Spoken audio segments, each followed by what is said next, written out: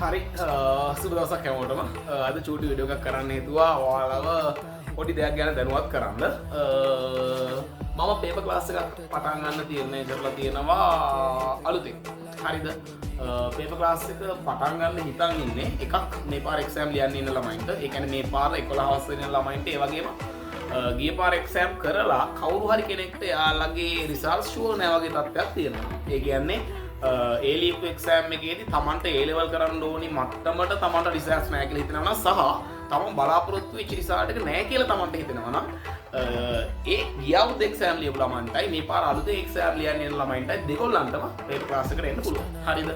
ඊළඟට paper class එකේ අපි කරන්න හිතන් ඉන්න දේවල් ගැන ඔයාලට අයිඩියා එකක් දෙනවා නම් එකක් අපි පළාත් පේපර්ස් වලට මේන්ලි අවධානය දෙනවා. ඒ වගේම වාර විභාග පේපර්ස් වලට. ඒ කියන්නේ ෆස්ට් ටර්ම් එක, සෙකන්ඩ් ටර්ම් එක, තර්ඩ් ටර්ම් එක. ඔය ටර්ම් ටෙස්ට් තුනේදී දුන්න පේපර්ස් වලට. ඒ වගේම පසු විභාග ප්‍රශ්න පත්‍රය. ඒ කියන්නේ පාස් පේපර්ස් වලටත් අපි මේන්ලි අවධානය දීලා කරන්න බලාපොරොත්තු වෙනවා. හරිද?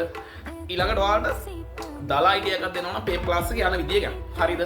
ඔයා හිතන්න අපිට අපි කරන පේපර් එකේ ගානක් අහු වෙනවා. ඔයා හිතන්න ප්‍රස්තාර වලින්. හරිද? ප්‍රස්තාර වලින් මොකක් හරි ගානක් හම්බුනොත් එimhe අපි එතනදි කරන්නේ ඒ ගානට අදාළ දේවල් ටික කතා කරන එක නෙවෙයි.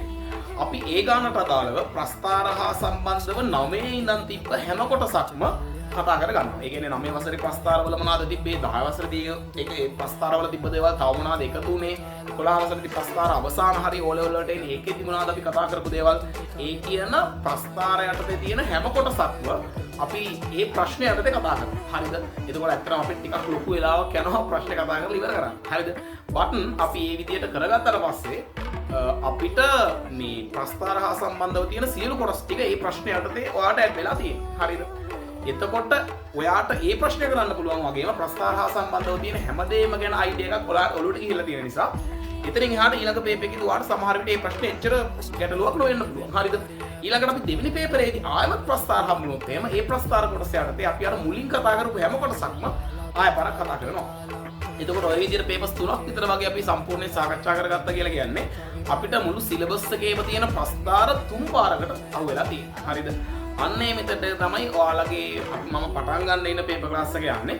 ඒක ඔයාලට තේරෙනවා ඒක ඇත්තටම මේ ටිකක් අර අපි හිතන් ඉන්න ක්ලාස් එකකට වඩා පොඩ්ඩක් වෙනස් විදිහේ පේපර් ක්ලාස් එකක් තමයි කරන්න හිතාගෙන ඉන්නේ. හරිද? ඊළඟට ප්‍රධාන සෙන්ටර්ස් 3කදී ඔයාලට මේ පේපර් ක්ලාස් එකට සෙට් වෙන්න පුළුවන්. එකක් අපේ ගෙදර සෙන්ටර් එක, ඊළඟට මොනරාගල සෙන්ටර් එක, ඊළඟට අපි අමුණේ කඳුලේ ක්ලාස් කරන තැන සක්සස් ඇපෙක්ස් සෙන්ටර් එක. ඇපෙක්ස් එකේ ඔයාලට ක්ලාස් එකට ජොයින් වෙන්න පුළුවන්. හරිද? අපි ඔෆිෂියල් ක්ලාස් එක පටන් ගන්න හිතන් ඉන්නේ මැයි මාසේ නම්. මොකද මේ අර අවුරුදු දවස් ටික නිසා ඒ ටික පන්නලා මැයි 1 වෙනිදා ඒ කියන්නේ බ්‍රහස්පතින්දා දවසක් මැයි 1 වෙනිදායින් පටන් ගත්තා පස්සේ මැයි 1 වෙනිදා අපි අමුණේ කඳුලේ සෙන්ටර් එකේ පටන් ගන්නවා.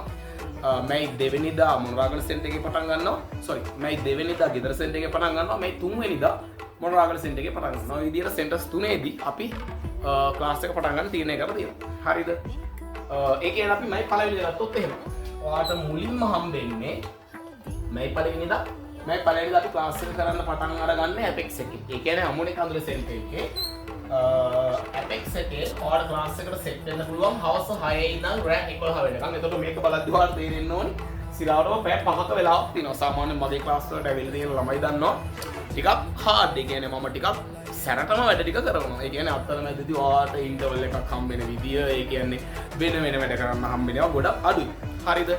මොකද සිලබස් එකේ සබ්ජෙක්ට් එකේ තියෙන බරපතල දේවල් නම් අපි මේ බරපතල දේවල් බරපතල විදියට අරගෙන ඔයාලට කියලා දෙන්න ඕනේ. එතනදී අපිට ඒ දේවල් එක තව දේවල් කතා කරගෙන ඇත්තටම මේ සබ්ජෙක්ට් එක උඩට දාන්න අමාරුයි. හරිද?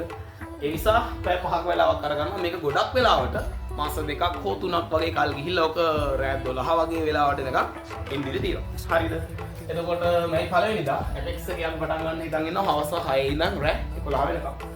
ඊළඟට ඔයාලා දෙවෙනි දවස මැයි 2 වෙනිදා මේ ළමයි සිකුරාදා දවසක්. මේක ඇවිල්ලා සිකුරාදා දවසක්. අරක බ්‍රහස්පතින්දා දවසක්. මෙදා අපි පටන් ගන්න හිතන් ඉන්න අපේ ගෙදර සෙන්ටර් එකේ ඒ කියන්නේ කවෝත් සෙන්ටර් එකේ. එතනදී අපි හවස 6 ඉඳන් රෑ 11 වෙනකම් පේපර් ක්ලාස් එක කරන්න හිතාගෙන ඉන්නවා. ඊළඟට ඔයාලා මැයි 3 වෙනිදා පේපර් ක්ලාස් එක අපි අලුතෙන්ම පටන් ගන්න ඉන්නේ මොනරාගල සෙන්ටර් එකේ. ඒ කියන්නේ සක්සස් වේ එකේ. සක්සස් වේ එකේ මේකේ ඔයාලට ක්ලාස් එකට ජොයින් වෙන්න පුළුවන්. ඒක හවස 6 ඉඳන් රෑ 11 වෙනකම්. හරිද? මෙන්න මේ කියන ප්‍රධාන සෙන්ටර්ස් තුනේදී ඔයාලට පේපර් ක්ලාස් එකට සෙට් වෙන්න පුළුවන්. ඒ ඇරෙන්න මේ තුන ඇරෙන්න අපි මේ ක්ලාසස් තුනෙන් එකක් එක්කෝ ටෙක්ස් එක නැත්නම් කමෝඩ් එක නැත්නම් සක්සස් එක ඔය ක්ලාසස් තුනෙන් එකක් සම්පූර්ණ ලංකාවටම ඔන්ලයින් දෙන්න ඩිසයිඩ් කරලා තියෙනවා. හරිද? ඒ ඇරෙන්න ඔයාලට YouTube ඔන්ලයින් වලිනුත් නැත්නම් YouTube live එකකුත් අපි දෙන්න බලාපොරොත්තු වෙලා දැනට හිතාගෙන ඉන්නවා. හරිද? එතකොට මේ විදිහට පේපර් ක්ලාස් එක කරන්න අපි හිතාගෙන ඉන්නේ. ඔයාලගේ දන්න කෙනෙක් යාළුවෝ ඉන්නවා නම් එහෙමත් නැත්නම් නංගිල මල්ලේ ඉන්නවා නැත්නම් ඔයාට එක්සෑම් එක ලියන්න ඉන්න කෙනෙක් නම් ඔයාට ෂුවර් නෑ වගේ තියෙනවා නම් ලියපු එක්සෑම් එකේ මට නැත්නම් මේ පාර එක්සෑම් එකේ ඔයා කරන්න බලාපොරොත්තු වෙනවා ඔයාලට මේ ක්ලාසස් තුනේ සෙටස් තුනේ ඕන සෙන්ටර් එකක දින පේපර් ක්ලාස් එක සෙට් වෙන්න පුළුවන්. ඔයාට ටික කාලයක් යද්දි තේරෙයි පේපර් ක්ලාස් එක කරගෙන යනකොට මේකෙදී ගොඩක් අපි වැඩ කරනවා. අනම්මනම් වලට ගත කරන වෙලාව සෑහෙන අඩුයි. ඒ විදිහට. හරිද? ඉතින් මේක දැනත් කරන්න තමයි මම ඔයාලට පොඩි වීඩියෝ එකක් කරන්න හිතන්නේ කරේ. ඔයාලා දන්න කවුරු හරි ඉන්නවා වීඩියෝ ෂෙයා කරන්න, දන්න කවුරු හරි ඉන්නවා නම් මේ ගැන දැනුවත් කරන්න. ඉතින් thank you. ජය වේවා.